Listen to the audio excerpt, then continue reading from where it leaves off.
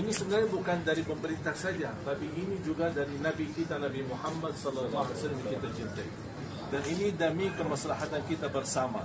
Wal wiqayatu khairun minal ilaj. Mencegah itu wajib dan lebih penting daripada berobat. Selama kita berkesempatan masih bisa mencegah, saya aja beraktivitas dakwah semuanya sekarang online.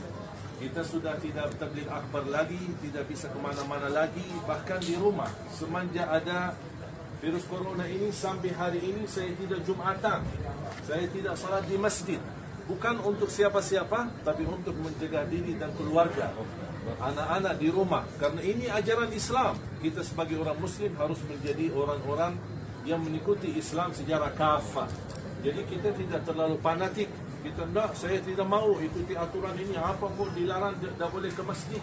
Sebenarnya bukan dilarang. Tidak ada larangan dari pemerintah untuk salat di masjid.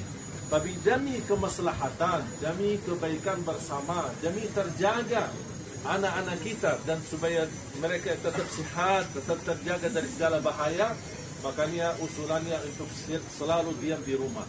Makanya dalam kesempatan ini, kami hari ini terpaksa kami turun hanya untuk bakti sosial kepada saudara kita tunanetra.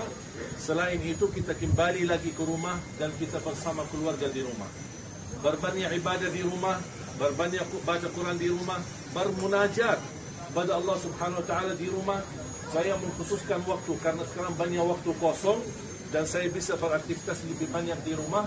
Alhamdulillah saya ikhlaskan setiap hari khatam 1 kali Al-Quran 30 juz untuk keselamatan negeri kita Indonesia.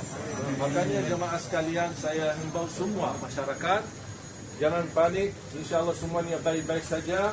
Kita sekarang menyambut Ramadan, kita bermunajat, kita tetap senang menyambut bulan suci Ramadan, tapi kita tidak boleh merasa tidak nyaman. Kita bisa beraktivitas ibadah di rumah dan insya Allah tidak sia-sia pahala kita di sisi Allah Subhanahu Wa Taala. Amin.